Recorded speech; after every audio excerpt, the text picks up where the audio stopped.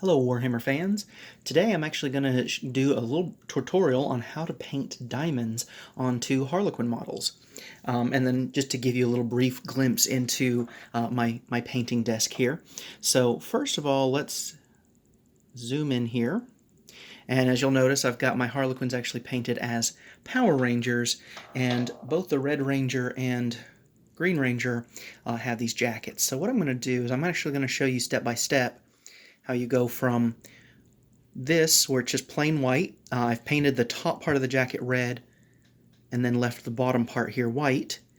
This is the next step, where you draw out a grid, and then once that grid is done, you fill in, and then I haven't done the cleanup on this, but I'll kind of go into that. So let's first start off with, what color do you use? A lot of times Harlequins will have darker paint schemes. They'll have, a whole myriad of colors. So what you want to do is you want to pick a color that's kind of in between or a shade of one. A lot of times you can just use black lines, but what I'm going to do, since this is white and it's actually primed kind of a satin white, I'm going to go with a very, very light gray. So I actually do a lot of my own color mixes, and I use a lot of cheap paint. So I'm going to use these cheap, Apple Barn you get at the hobby store. I have a lot of folk art paints, but I'm going to take this pewter gray here. This is an acrylic paint, and then I'm actually going to mix it with this white scar. And I really don't need a lot. So actually what I'm going to do, I'm going to use this brush here to pick up some of the paint. Put it in my palette here. And I like to kind of mix up against an edge here.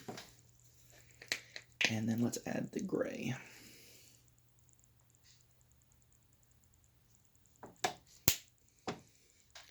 So I kind of got a lot of gray there. I do want this to be very, very light because it should really just be a shade of the white. So actually I've got a little bit too much gray here in my mix, so I'm actually going to take some of that out.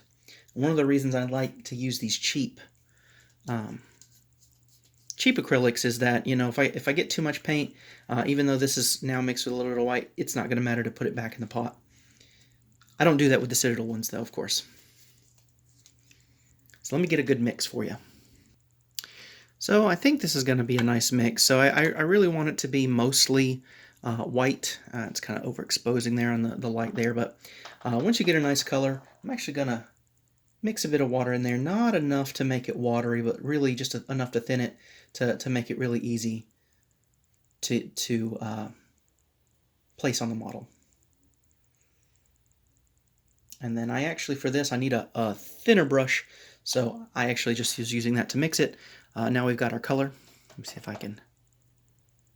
Yeah, there we go. So it's just a little bit lighter, or just a bit darker gray than the white. That's kind of what we're shooting for in this case. But all right, so let's get into... So I've got a thinner point brush here, and I'm just going to get a little bit of paint on there, kind of move the brush around in there. I don't really want a lot of paint on there, just enough to pull. And then I started this little zigzag. You don't really have to follow that. You could, when you paint this, you can just have this a straight line across if you want. I just wanted that to be kind of a guide. So what I'm going to do is I'm going to clean these up by doing a little line. And these don't have to be perfect. And then let's start up here and go all the way down. Just like that. And then let's do this one. It's much easier to do all your parallel lines first.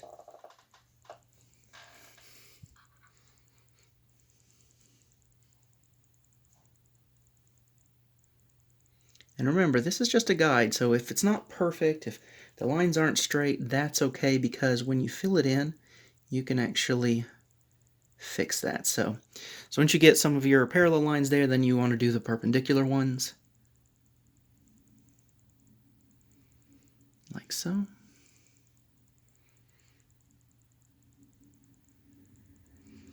one of the things I recommend when you're painting, you've got one hand holding it, and the brush hand, I like to take my pinky and just kind of do this so that even if you have shaky hands, it's not moving around like that. So I'm going to kind of complete this pattern. So I've got my pattern done there. Probably going to have to clean that up when I put in the red, but I also added couple of little gray diamonds there just because I want a couple of them just out of place. Now we're going to set him aside there and actually move on to the Green Ranger here, who we've got that panel almost done, and this panel's already done with the gray. So what we're going to do is we're actually going to color in some of those green diamonds. So again, we've got our green paint in our palette there. We've got our brush. We don't overload our brush, just a little bit of paint there. And then what you're going to do is you're just going to start coloring in the alternate diamonds. And take your time, and what you're really looking for is to not quite overlap the gray. You want to go all the way to the edge, cover up all of the white, and then I suggest doing just a little bit on top of the gray. We're going to actually clean up any edges at the end. We're actually going to do 2 coats since this white is so bright. And you can kind of see there's a little bit on the back side. So once we get that done, we'll do a second coat just to fill that in. And as you do this, I try to get the diamonds just to barely not touch in between those two, but to get really, really close. Since we've drawn out the gray, if the diamonds don't actually touch each other, but they have just that little bit of gray in between, what it'll do is it'll create the illusion that they're touching once we get it shaded and highlight. Alright, so I'll go ahead and fill in the rest of these. And here's a really good example of what I meant by the gray lines are really just going to be a guideline, because I noticed that when I got here, I would like to have a little bit of a triangle at the edge, kind of like how I have these where I have all the little green triangles, but when I was drawing the gray lines, they actually did come over. So what I'm going to do is now I'm going to start at that point there and just draw a little bit of a corner. Just a little bit of a green line. Clean that up when I add the white. And this is, again, because I want it to look like a nice repeating pattern. So yeah, let me go ahead and finish those. There we go. So now as you see, we've got our green diamond patterns laid out. Now we're not done yet, so what I want to do is do a little bit of highlight on the green before we actually get into doing the white, cleaning up some of those gray lines. So one of the things that I like to do, I know a lot of painters out there will have like certain formulas where, you'll take, Mephiston red paint and then layer it up with Evil Sun Scar, and that can work. I'm very comfortable with mixing paints, and I highly recommend that you kind of practice doing that, because mixing paints, I really think gives a better look, because you can end up using the same color. So what I'm going to do, I'm going to take the same green, this crisp green, which I still have on my palette here. I still have some of it from when I was doing the green diamonds, and I'm going to mix in some Uriel yellow. Now you could do this with white, you could do this with like a light gray, just whatever you want the color to look like. I have this as kind of a cool green because it's a little bit more on the blue side. So to highlight and give it a little bit more contrast, I'm going to use this Uriel yellow because it's a warm color. So it'll turn my cool green into kind of a warm green.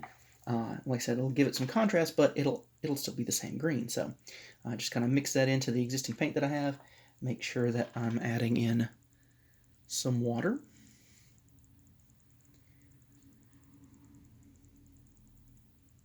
Go, and then I'll go ahead and start with the highlights. All right, so for this, I only really need to do kind of the tops of the diamonds. So just a thin line right there and right there. And if you don't immediately notice it, you can just grab a little bit more paint. That's what I did, because I couldn't really see what I had done there. And the idea is that you want it to be at the topmost part of the diamond, maybe leave just a little bit below, but if you cover up the gray, cover up the line underneath, that is okay.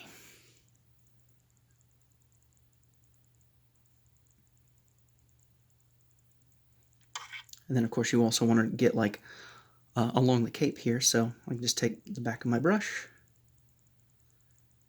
do a little bit of that, and that just gives it a little bit more 3-dimension so that's not, you know, just a 2D spot. So.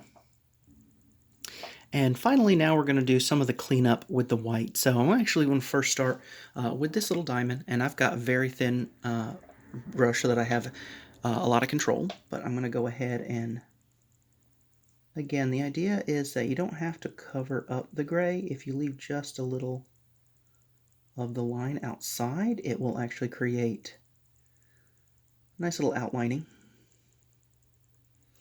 But there you go. And then we want to also cover up, you know, right here where I kind of went outside the box there to kind of clean up. Just do that.